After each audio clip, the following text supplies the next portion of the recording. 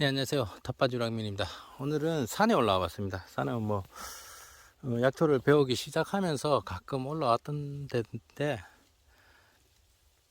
공기 좋은 곳으로 맛이 나온다 생각하고 놀러 와 봤습니다.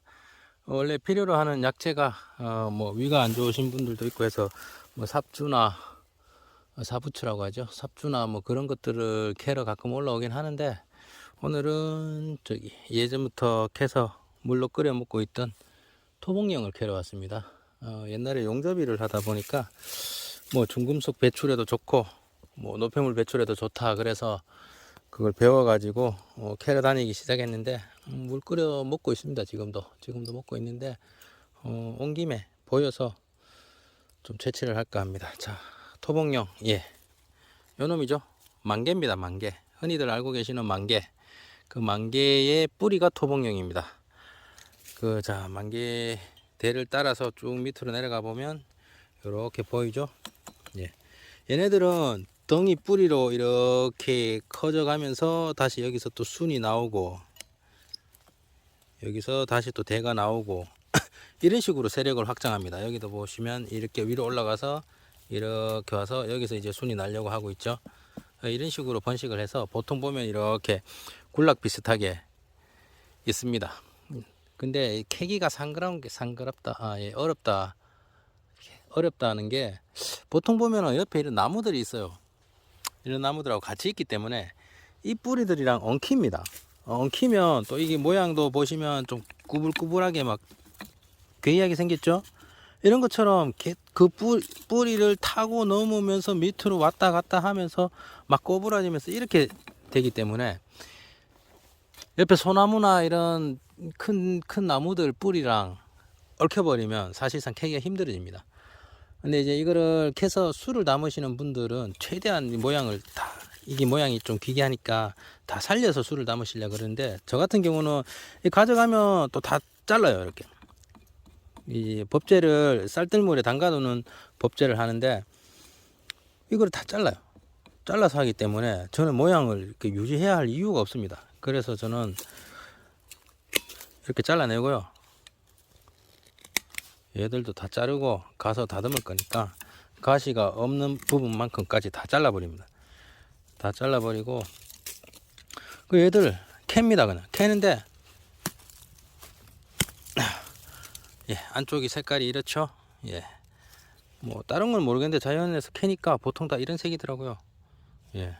잘라보면 자른 면도 저런 색깔이 나옵니다. 한번 잘라보면 자, 여기는 약간 색깔이 연하죠. 요런 빛이 나옵니다. 여기는 좀 진하고 저는 가져가서 이렇게 자르기 때문에 크게 모양 상관없이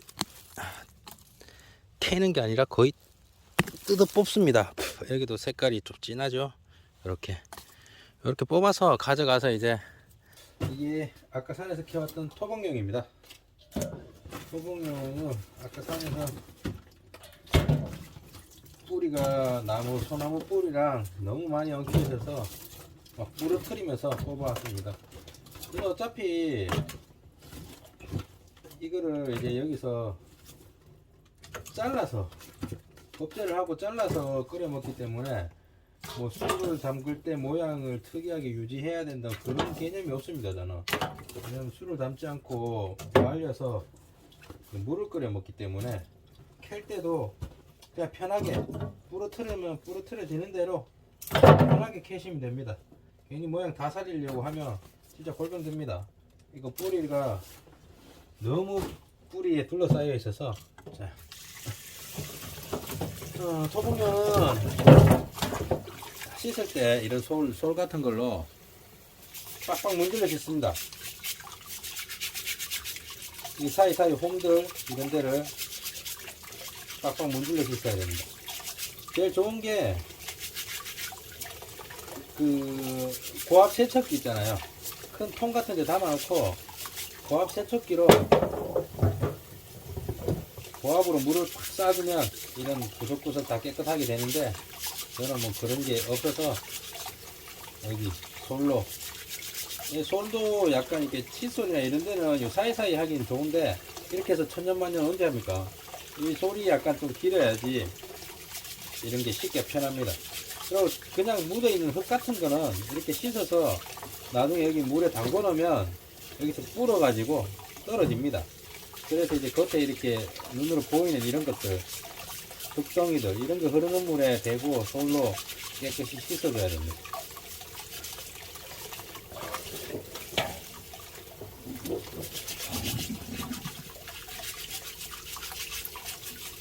자, 그럼 일단 다 씻어 보겠습니다.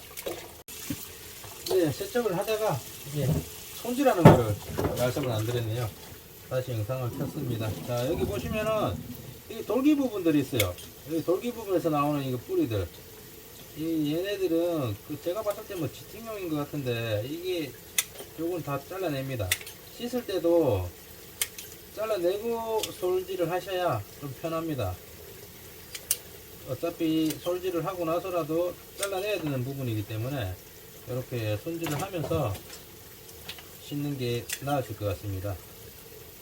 이 부분도 이렇게 다 잘라 주시고요. 그리고 여기 이제 이 뿌리, 이거는 지하부 쪽에 있던 부분들이고요. 여기 이제 여기가 지상부입니다. 여기 한번 씻어서 보여드리면,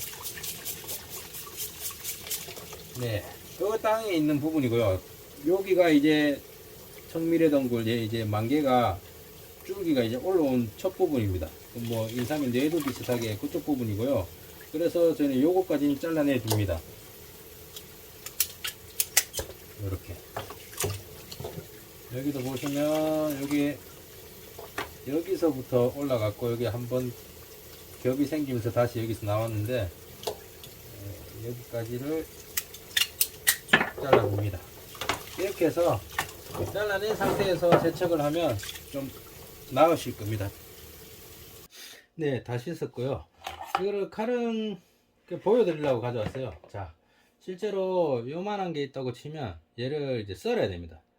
뭐 넓게 썰면 좋은데 넓게 잘 안 썰리니까 이렇게 썰어야겠죠. 자, 칼이 안 들어갑니다.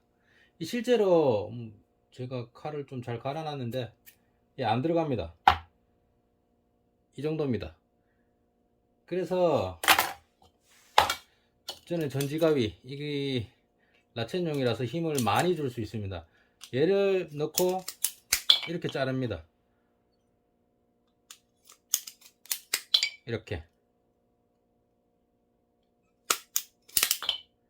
이렇게 해서 잘라야지 칼로는 답이 안 나옵니다. 예전에는 그 약초 자르는 작두가 있었는데 이 작두가 이사오면서 어디로 갔는지를 못 찾게요. 그래서 저는 최근에는 요걸 켜오면 그냥 요렇게 자릅니다. 전지가위로. 남자들이 하기에는 그렇게 힘든 작업은 아니에요, 전지가위로. 근데 여자분들은 전지가위로 힘드실 거예요. 이게 지금 라첸용인데도 불구하고 힘이 제법 들어가니까. 근데 작두보다는 안전하긴 해요. 근데 작두도 토목용은 좀 힘들어요. 실제로 뭐 기계로 자르신다 그러는데 손으로 눌러서 쓰는 작두 있죠. 그거는 좀 버겁더라고요. 작두가 약초 작두가 따로 있었는데 그것도 좀 버겁고요. 그만큼 단단합니다, 토목용이. 그 다른 분들은 뭐 이걸 말려 가지고 뭐 그 약초 하는 걸로 자른다, 기계로 자른다 이런데 이거 마르면 돌덩이처럼 단단해져요. 그때는 정말 답이 안 나옵니다. 그냥 통째로 물 끓여 먹어야 되는 그런 상황이 오니까 그나마 안에 수분이 좀 있을 때 이때 이런 크기로 잘라야 됩니다. 그리고 법제를 해야 되는데 법제에 대해서 저는 영상 찍으면서 뭐 이렇게 대본이 없기 때문에 작업을 하면서 이런 말 저런 말들을 하고 그래서 잘라 붙이기를 잘 안 하니까 아마 제 말들이 안 잘리게 하려고 편집 기술이 모자라서 안 자르는데, 그렇게 하면 이 작업하는 도중에 그냥 제가 아는 것들을 이런저런 얘기를 합니다. 대본이 없는 관계로.